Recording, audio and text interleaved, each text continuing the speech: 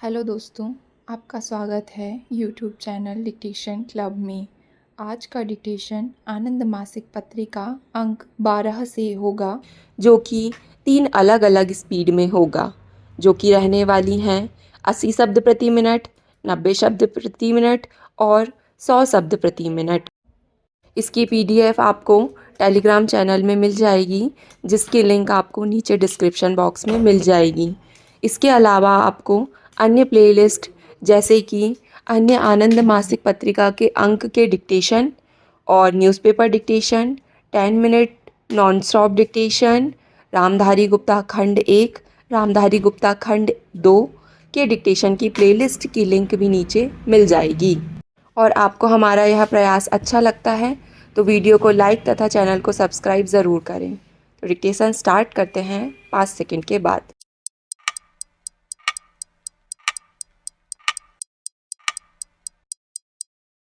Start. महोदय, budget में जो एक खास बात रखी है वह परिवार नियोजन या जो परिवार कल्याण के काम हैं उनके लिए स्वास्थ्य सहायक की एक नई योजना है। मैं ऐसा मानती हूँ कि अगर शैक्षिक तरीके से इस काम को हम कराते हैं तो इसमें अच्छी सफलता हमको मिल सकती है और शैक्षिक तरीके से इस काम को कराने के लिए ये जो स्वास्थ्य सहायक होंगे इनका बहुत ही महत्वपूर्ण काम होगा। परिवार कल्याण के लिए स्वास्थ्य सहायक गांव-गांव में घूमकर, शहर-शहर में घूमकर शैक्षिक तरीके से लोगों में परिवार कल्याण को फैला सकते हैं। इसके बारे में लोगों को बता सकते हैं। दूसरी चीज़ यह है कि गाँवों के अंदर जो हमारी जनसंख्या रहती है उसके लिए भी मैं वहाँ पर काम को बढ़ाना है। वहाँ पर काम बढ़ाकर हम वहाँ की बेरोजगारी की समस्या को हल कर सकते हैं।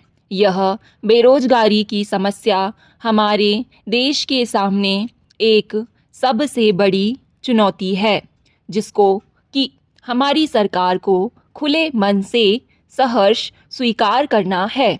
इस चुनौती और चैलेंज को स्वीकार करते हुए ही हमारी सरकार ने, मैं समझती हूँ, जो पिछली योजना हमारी है उसके लिए ठीक ही इस वर्ष अधिक रकम रखी है। हरिजनों को रोजगार देने की जो व्यवस्था थी उसके लिए भी इससे ज़्यादा रकम रखी गई है। उनके लिए आंकड़े नहीं देना चाहती क्योंकि उसमें समय लग जाएगा, लेकिन जो आंकड़े हैं वे बताते हैं कि सरकार ने इन चीज़ों को बहुत महत्व दिया है। हमने यह भी देखा है कि बजट के अंदर लघु उद्योगों के लिए धनराशि 815 करोड़ रुपए से बढ़ाकर करीब करीब 1340 करोड़ रुपए की गई है। लघु उद्योगों से हमारे ग्रामीण क्षेत्रों में काफ़ी लाभ पहुंच सकता है। आज हमारे देश के सामने गांवों में बेरोजगारी की समस्या है। गांवों में दो तरह के बेरोजगार युवक हैं। एक तो वे हैं जो कि पढ़े लिखे हैं और दूसरे वे हैं जो पढ़े लिखे नहीं हैं। उनको हम ऐसे काम दे सकते हैं जिनको कि श्रमिकोन्मुख योजना कहते हैं। उसके द्वारा काफ़ी काम दे सकते हैं, विकास हो सकता है। इस बजट में इस बात का ध्यान रखा गया है जो कि 20 सूत्री कार्यक्रम है। उसमें हमारा एक अति विशेष कार्य है स्वच्छ व शीतल पेयजल सभी को उपलब्ध कराने का। महोदय, हमारे देश में ऐसे गांव हैं जहां पर कि पेयजल की कठिनाई है। वहां के लिए हम अच्छा पेयजल देने की योजना बनाएं। मुझे इस बात की खुशी है कि सरकार का ध्यान इस बात पर गया है। हमारे देश के जो समस्याग्रस्त गांव हैं उनके लिए भी इस बजट में काफ़ी रुपया रखा गया है, जिससे कि हमारे समस्याग्रस्त गांवों की समस्याएं हल हों। ये ऐसे कार्य हैं जिनके द्वारा हमारे गांवों में रहने वाले लोगों का जीवन स्तर ऊंचा होगा, स्वास्थ्य भी अच्छा होगा। इसके साथ हमारी सरकार अपने देश के पिछड़े हुए हिस्सों के लिए, गरीब हिस्सों के लिए, हमारे को परेशान लोगों के लिए, उनकी उन्नति के लिए भी काम कर रही है। उनके विकास के कार्यक्रम भी हमारे राष्ट्र के सामने हैं। ऐसे जो कार्यक्रम हैं उनके लिए विशेष तौर से आयोजन किया गया है। प्रत्येक कार्यक्रम के लिए काफ़ी बड़ी धनराशि रखी गई है।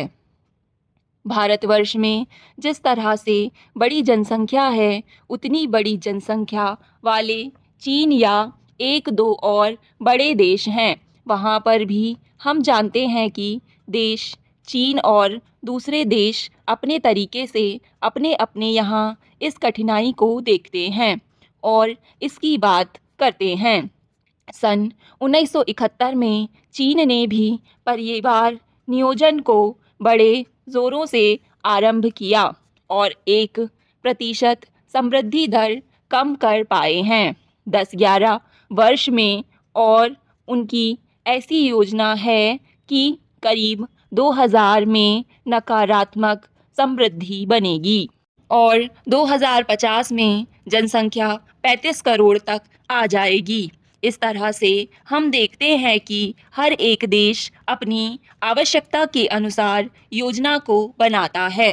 भारत में भी हमें बड़ी सच्चाई के साथ सबको मिलकर यह कार्य करना पड़ेगा और लोगों के पास जाकर उनको समझाना होगा कि हम कितनी भी उन्नति कर लें, जब तक इस कार्यक्रम को सफल नहीं बनाते हैं, हम विकास नहीं कर सकेंगे।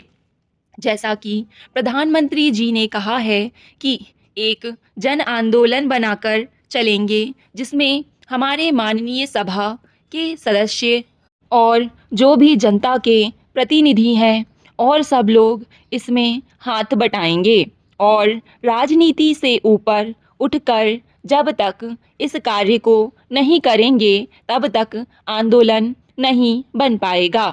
मैं समझती हूँ कि समाज कल्याण या परिवार कल्याण के लिए ऐसा दृष्टिकोण उचित है।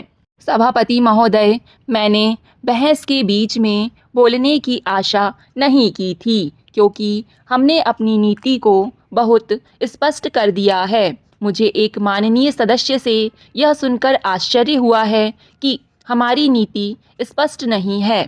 मेरे विचार में हमारी नीति बिल्कुल स्पष्ट है। मुझे इस बात पर आश्चर्य है कि हमारे माननीय सदस्यों को हमारे देश की जनता पर विश्वास नहीं है, जिसे वे बराबर प्रकट कर रहे हैं। हम क्या ऐसे नागरिक हैं जिन्हें अपने में भी विश्वास नहीं है? बहस को सुनते हुए मुझे ऐसा लगा कि यह प्रश्न उस प्रश्न से कहीं अधिक महत्व का है। बांग्लादेश के शरणार्थियों का क्या हो रहा है? यदि हमें अपने पर विश्वास नहीं है तो हम कुछ कहें तो उसका कोई मतलब नहीं रह जाता, क्योंकि हम उसे उपयोग में नहीं ला सकते। मैं यहाँ जो कुछ कह रही हूँ, अपनी जनता और अपनी सरकार में असीम विश्वास के साथ कह रही हूँ। मुझे इसमें संदेह नहीं कि जो समस्या हम पर आ खड़ी है, हम इसका सामना कर सकते हैं। इसका क्या अर्थ है? क्या इसका मतलब यह है कि किन्हीं शरणार्थियों को कोई कष्ट नहीं होगा?